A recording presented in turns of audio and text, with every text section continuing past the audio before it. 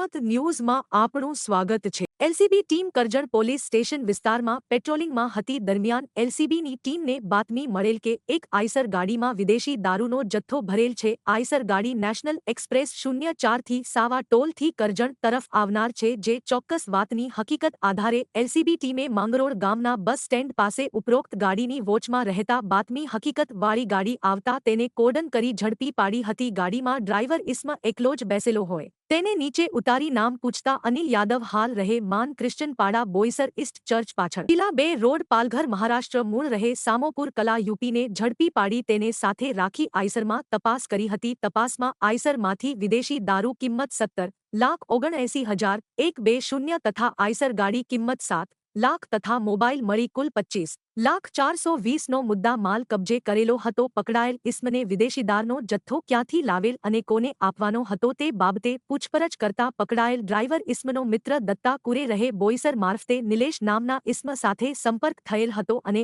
આ નિલેશે તેને આઈસર ગાડી લઈને દમણ કચ્ચી ગામ નજીક આવેલ ગ્લોબલ કંપની પાસે આવેલ એચપી પેટ્રોલ પંપ પાસે બોલાવેલ અને ત્યાં માણસ મોકલીને આઈસર ગાડી લઈ ગયેલ અને ગાડીમાં વિદેશી દારૂ ભરીને આપેલ અને જણાવેલ કે આ ગાડી લઈને સાપા ટોલનાકાથી કરજણ થઈ વડોદરા તરફ જવાનું અને નિલેશના કહેવા મુજબ આગળ વધવાનું। પકડાયેલી સમતમજ વિદેશી દારૂનો જથ્થો સપ્લાય કરનાર વિરુદ્ધ કાયદેસરની કાર્યવાહી કરી કરજણ પોલીસ સ્ટેશનમાં પ્રોહી ગણના પાત્ર કેસ રજીસ્ટર કરવામાં આવેલ છે।